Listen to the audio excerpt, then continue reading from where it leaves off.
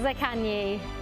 Wow, wow, wow. He scored his first international goal with the very last kick of the game to send Italy through to the knockouts. Ashley, try and describe those last few moments. I mean, you said it was going to be a draw and you were right, but did you expect it to end like that? Not at all. I'm just glad that you're sat there hosting and not Adriano, because I think we would have been sat all together with no host. I think Adriano, he'd be out there. Are you alive? We just need to check, Adriano, if you are alive, please. We hope you are. I'm sure you are celebrating that, but Ashley, unbelievable. Yeah, incredible. I'm sure he's not going to score a more important, memorable goal than that in his career. You know, even if he plays till he's 90, he's not going to get a moment like that. I mean, you can tell by the celebration, he desperately doesn't want anyone to stop him and jump on him, because he wants to run the full length of the pitch and really enjoy it. And why not? What a strike. No chance for the goalkeeper, but just incredible scenes, really. Ashley, those players, by the looks on their faces, I know it's not mathematically done yet, but with just 2 points, they almost know that it basically is. There'll be no words what they're feeling, what's going through their minds. You know, what could they have done different? They've obviously given everything they've got. You know, scored a good goal. You just want to get off the pitch. Of course, you're clapping the fans and you appreciate the support, but you don't even want anyone to speak to you at that moment in time. You want to get yourself in the dressing room and just sit there with your head in your hands and think, how has that happened to us in the last few seconds? Could they have done anything else, Mark? No, I think, I mean, obviously the centre-halves come in and done a really, you know, he broke through the lines and he's played it out, and I mean, it was a fantastic goal. I mean, you could have put 2 keepers in there and they still wouldn't have saved that. But, you know, this is Italy, isn't it? You know, they fight to the death, and they got their just rewards today. I know what they should have done. They should have won against Albania. That's Croatia, that's what they would be crying about now, because against Spain you expect, things can go wrong. Against Italy also you would expect this result, a draw, but against Albania you would bet Croatia to win, and that's what I'm sure they will be thinking about now. Yeah, absolutely. They are, of course, the current holders of the Euros. They are the champions, and they will be playing in the knockouts. This isn't the Italy that won it 3 years ago, is it? But now they've gone into second place, they give themselves a slightly easier draw than had they have gone through in third place. They do, but they'll still know they're nowhere near the European champions yet. You know, they changed the system tonight. They looked a little bit more solid. They had a little bit more structure about them. They still lack firepower up front. You've seen that today. You know, even though they made substitutions, what impressed me the last 20 minutes was their intensity, the way that they managed to sustain waves of attack. You know, they would attack and then they'd recirculate the second ball, they'd attack again, but they still didn't carve Croatia open. So, yes, they've now got a solid base, a solid foundation to build on, but they still need to be adding penetration and goals to that side. Yeah, absolutely. Right, there was so much drama in this game. Let's go back. We'll do it in chronological order. Let's go back to the Gianluigi Donnarumma save. This was the Modric penalty. And when we saw this, Mark, we thought stonewall pen, didn't we? Yeah, we did. Obviously, his hand was in an unnatural position, as they say. The referees obviously had to go to VAR, but a stonewall penalty, yeah. He's turned his back as well at the same time.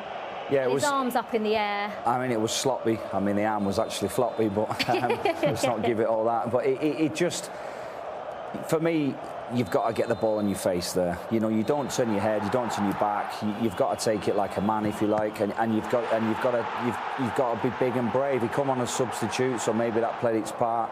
And then Modric steps up, and it was ironic that Gurpreet said goalkeeper was right, and I said goalkeeper was left, and we went to the keeper was left, and the keeper saved it. I mean, how big of a save is that, Gurpreet, from Gianluigi Donnarumma? Arguably, he's been the best goalkeeper at this Euros. Yeah, definitely, and this save as well just right after the pen.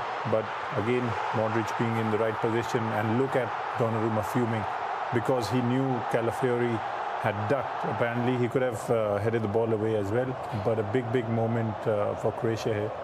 There's nothing else he could have done there. I mean, we were talking about him being so big and struggling to get up.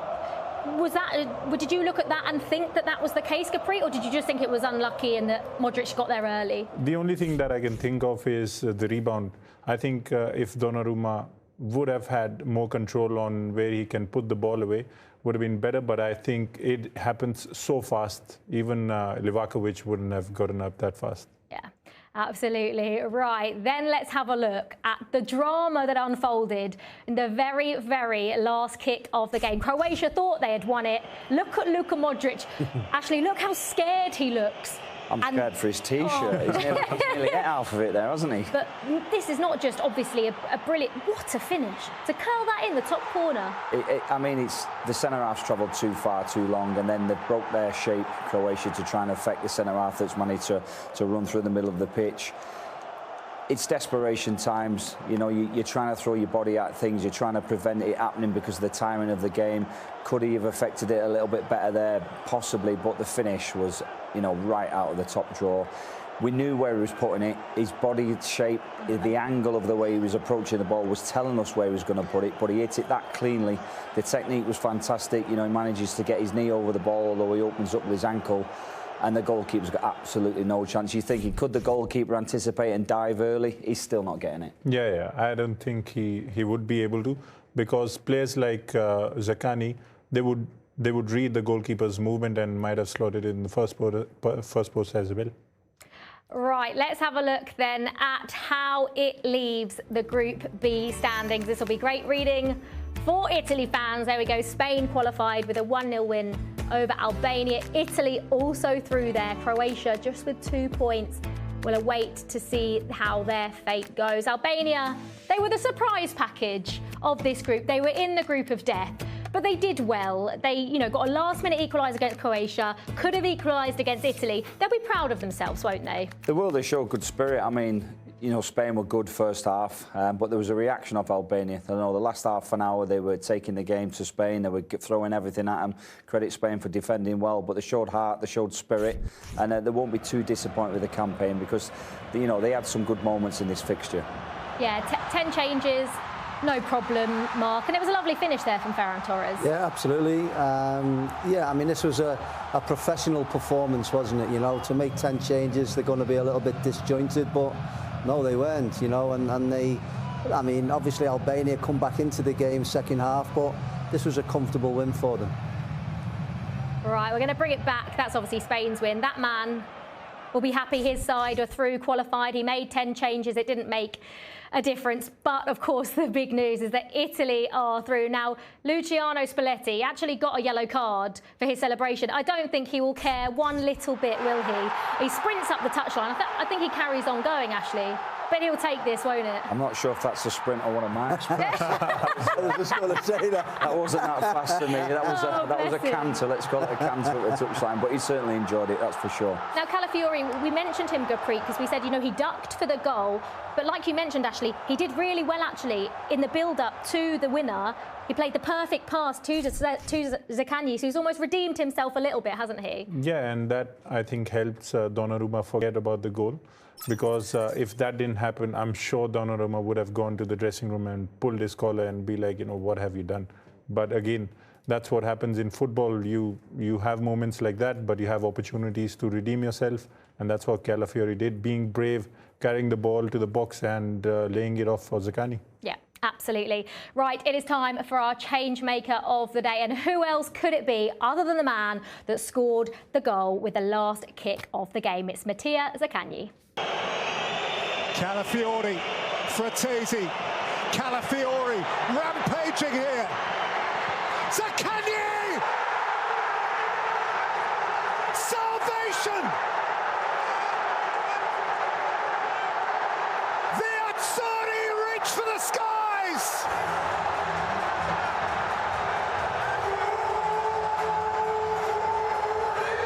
And Croatia hit the turf in sorrow! Oh boy! The Modric marvel is undone by the zest of Zaccagni.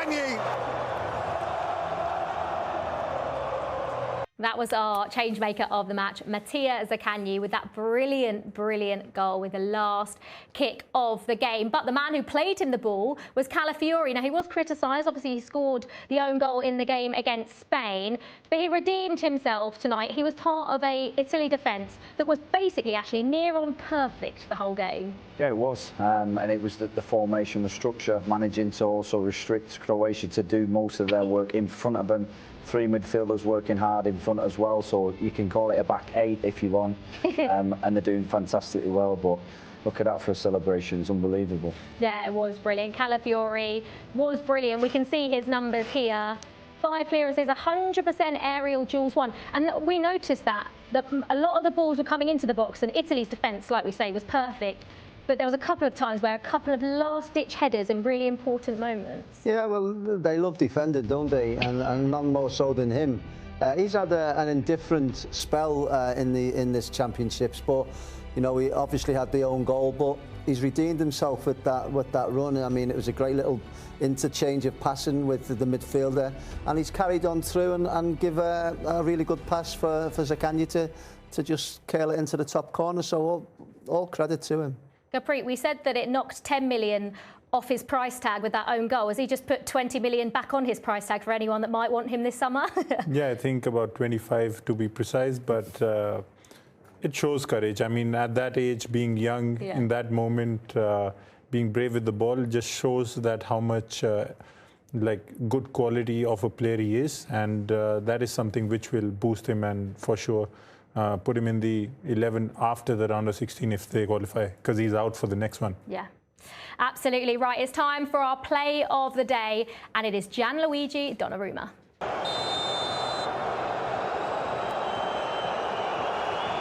Luka Modric. And Donnarumma gets across. He is vast. The man whose penalty saves rendered Italy European champions has excelled. That was Gianluigi Donnarumma's 4th penalty save at the Euros. That is the highest now by any goalkeeper in Euros history.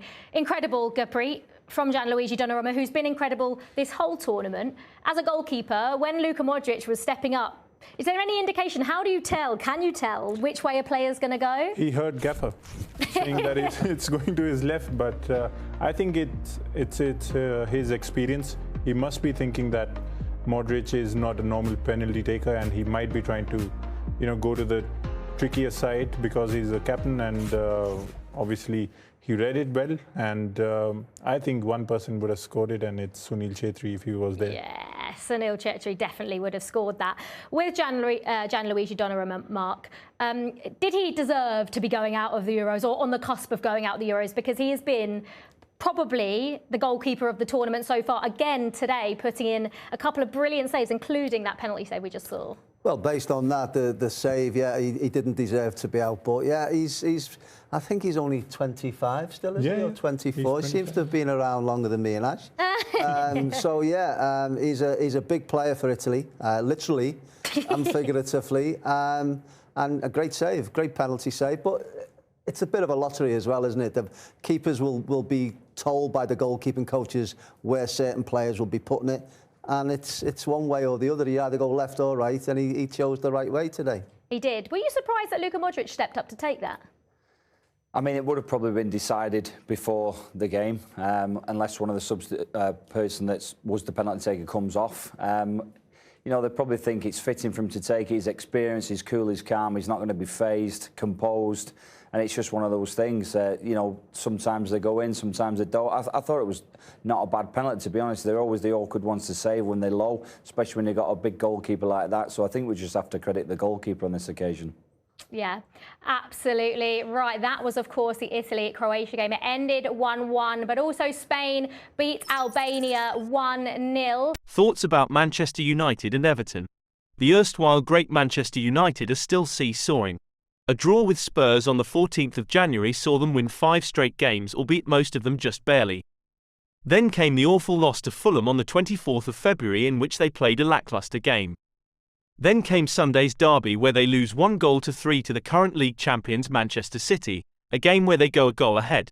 defend brilliantly for 50 minutes, eventually capitulating to the obviously better class of their rival. Regarding the manager Erik ten Hag, there are still many complaints from pundits left and right. The lack of clear sense of direction or style of play, lack or poor quality of man management and constant poor recruitment of players.